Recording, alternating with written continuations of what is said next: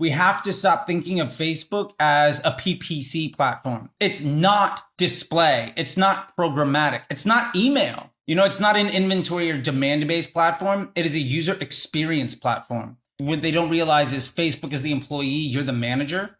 The harder you work, the more you're micromanaging your employees. The more I micromanage an employee, the worse they are.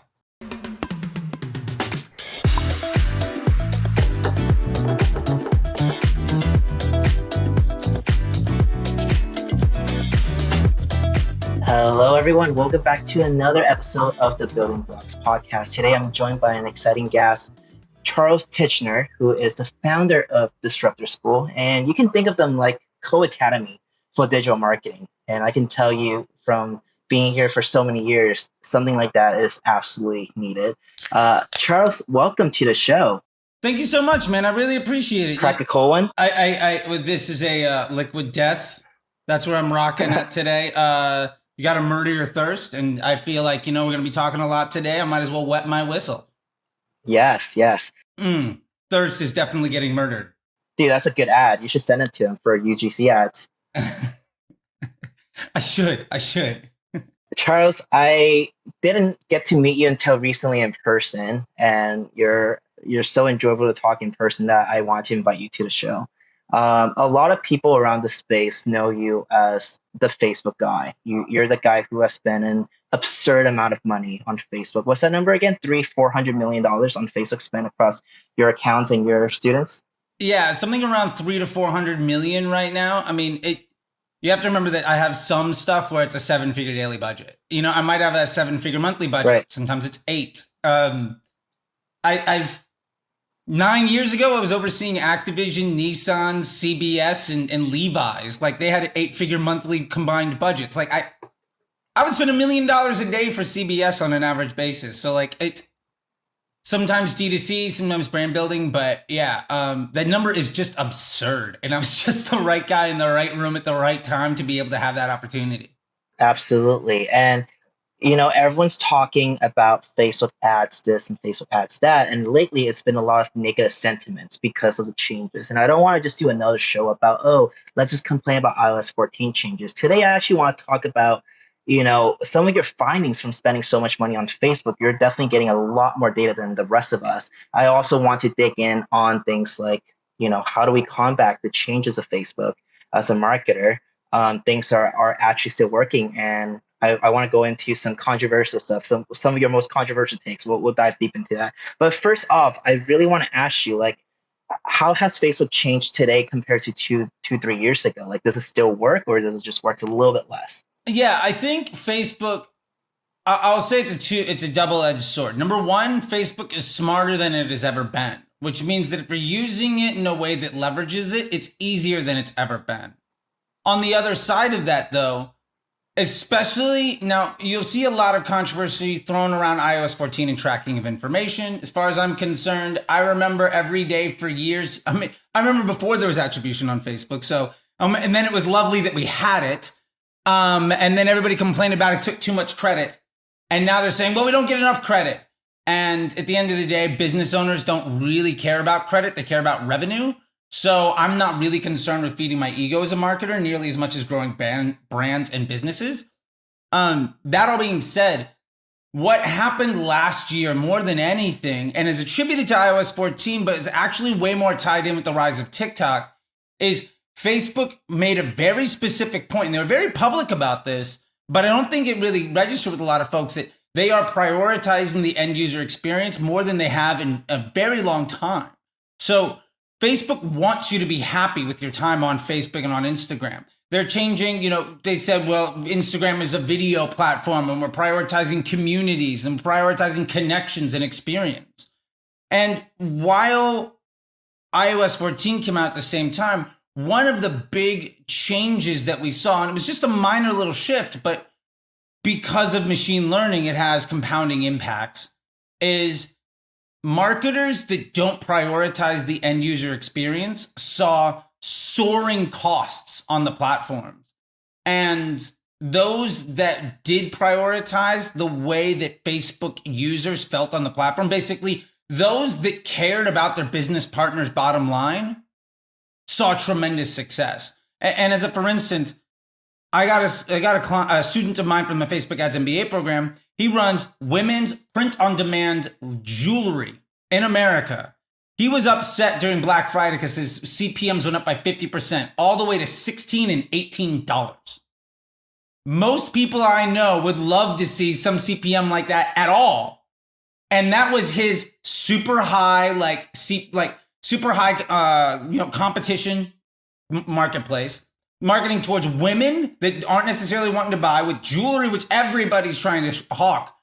And in that space, because his ads did the job of meeting Facebook's business objectives, he was getting ridiculously low cost of inventory.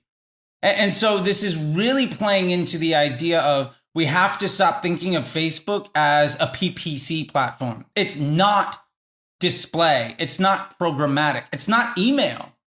It's not an inventory or demand-based platform. It is a user experience platform. And the less you try to force your experience you want onto people to try to extract money from them, the more you make Facebook's business objective of time on site and on app and consumer intent positive, the cheaper it's going to be for you to advertise, and the higher the quality of the experiences, the auctions you're going to win.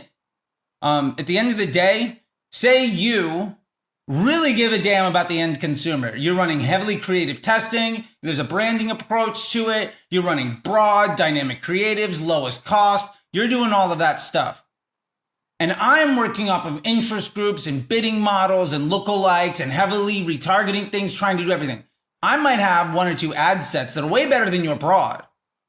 But every month you're getting better.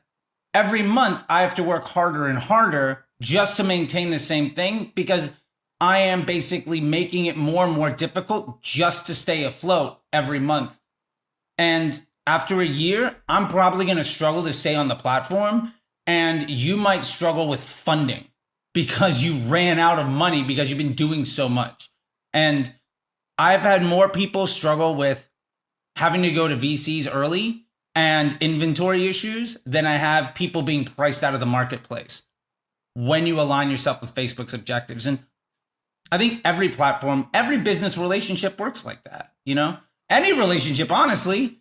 If you had a friend that said, this is what I need from you, if my wife said, this is what I need from you, and my response was to give her the finger and demand money, we're not going to be in a relationship very long. And there's really no difference with Facebook. I just think that in the last year, that's just amplified. Right. So what you're saying is let Facebook do its thing, because it's just so much smarter than us. And the more you try to work against it, the harder your life will be. Yeah. I'm seeing like the prompts you're saying are usually good prompts for people like running out of inventory or needing more funding to scale. Most people, I would say, listening to this, and 89% of the people are probably like, man, I can't even get my Facebook to work. And I'm quite curious to hear, like, why is that the case? Like, from your assessment, why does Facebook work better for some brands than the other, even if they do the same exact thing? Is there a difference for how you can run Facebook ads for a brand at a certain AOV or a certain like brand recognition versus a brand who is very well known, has a large audience already? What is the different ways to approach these two type of businesses? Yeah, that's a great question. And I've had the luxury, because I have students and clients from all over the world and have been doing it for many years. I've had basically the same business come to me 20, 30, 50 times, like over the years, right? And that's happened all sorts of times. And what I can say is the most important thing in running your Facebook ads is the business model. I think more than anything, outside of running Facebook side, but what happens after the click is so tragically undervalued. I've seen two businesses running basically the exact same. I saw two skincare brands run basically the exact same stuff. Like they were literally sourcing from the same place. If they were white labeling more or less the same product. And one of them leveraged influencer marketing, Google, like search and email, and made a lot of money or made a lot of profit margin, but had a really hard time growing. And the other one heavily favored customer service and Facebook ads. And as a result, they ran at a much lower profit margin per transaction, but they run at a much higher profit margin per customer. And one of them went out of business in 18 months. The other one exited for an 8-figure exit in 26 months from founding. So one of them was a $24 million deal. The other one fired everybody and closed up shop. And Oh man. the big difference there is one of them focused on return on ad spend, right? And marketing efficiency. They were like, every penny we get is supposed to bring in more stuff. The problem is, if you're not feeding the pool and you're not generating return income, then you ultimately don't have a business model built to scale. And I want to give credit to Cody Plofker of Jones Road Beauty, who said something on a podcast. And he said, I think it was a tweet or in a podcast, but he said, a good business will scale an ad account. And I think I've tried to say that exact same thing for years and years and years, but sometimes just somebody saying it's so simple and beautiful, like you can't get better than that. Quick fire question for you, quick fire answers. What are the 3 things that you absolutely need to do right now to succeed on Facebook? I think the 3 things that I highly recommend everybody do is 1, embrace broad as soon as possible. Remember, broad is a noun, not an adjective. It is age, gender, and location. Every bit of targeting you put on top of that adds to the cost of CPM because ads do the targeting. That's an objective fact. So why not let the system find the right people? That in mind, also, I'm using dynamic ads as much as possible. Dynamic creatives are tremendously powerful. Keep them simple, make them actionable. Every spend should inform you, even if it's a win or a loss, what you need to do. Let Facebook construct the end user experience in a way that is best for your business relationship with Facebook. And then the third thing I'd highly recommend is you need to simplify your offers and really figure out what is the most profitable customer journey for your needs right now. Do you have cash flow? Are you willing to invest in long-term lifetime value? Far too many people are promoting like 3 or 4 products, 3 or 4 offers. Like you can get to $20,000, $30,000, $40,000 a day on one offer. Right. Doing one thing exceptionally well on Facebook also makes everything after the click so much better because all of your customers are coming into the same thing. So you only have to manage one problem. And it's way easier to crush when you only have one thing to do. Right. How important is a landing page, like a custom landing page for running Facebook ads?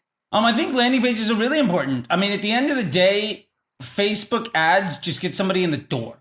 A Facebook ad is nothing different than a TV commercial on a billboard. But what happens when they step inside of your store is tremendously important. I would argue that, Walmart and Kmart and Target aren't that different. They're giant stores selling boxes of things. But one of them is going to make you feel very different than the other one. And one of them you're going to probably spend way more than the other. Yeah. That experience matters. Right. I live in LA and we've got Vons and we have Ralph's. Right. I would rather go into a Vons than a Ralph's, even though it's the exact same stuff for the exact same price, because the vibe is different. Yep. And I don't think that you might have your choice, but that stuff matters. So I think it's insanely important to measure and improve what happens after the click. At the end of the day, no Facebook ad's going to fix a janky site. Absolutely. In terms of creatives, there is a time when one particular type of creative worked really well, the direct response ads or like the as seen on TV type of ads work really well. For current times, based on all your accounts, what is the format that works really well for all the accounts? I love that question because I think ultimately the answer is that there isn't an answer to that question. I would say every brand, like we're talking about the vibe, right, of the landing page and the look and the feel. Every brand needs to create, the purpose of your ad should be to develop a relationship and a bond between the customer and you. And for some brands, that's going to look like static images. For some brands, that's going to look like user-generated content. For some brands, that's going to be video. What's most important is that you try to figure out what problem you're trying to solve and then design creatives to solve that problem. If I've got 3 UGCs and I'm doing really well, probably I don't need a 4th one.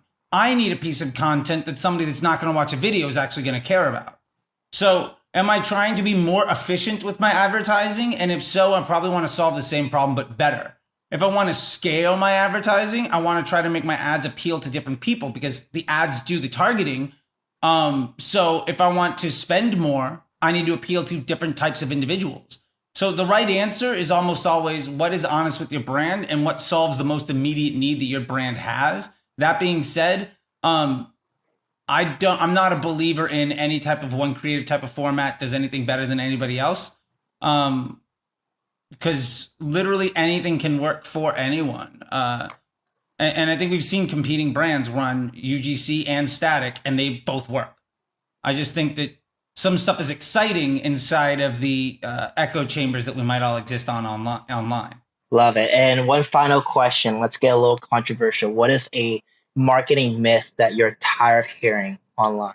Yeah, I would say probably the biggest myth that I want to really address, and it's funny, Dara actually released like 10 hot takes, and one of them I completely agree with. It's that the idea, I think media buying as a skill, as a job, as a career is basically dead. If you are spending more than 2 or 3 hours a week on your Facebook ad account, it means you're not doing a good enough job. Facebook media buying is a feature to an overall employee. Like, you have to be good at other stuff. Like my Facebook ads MBA program, I'm training basically everybody to be good at Facebook ads and be a CMO.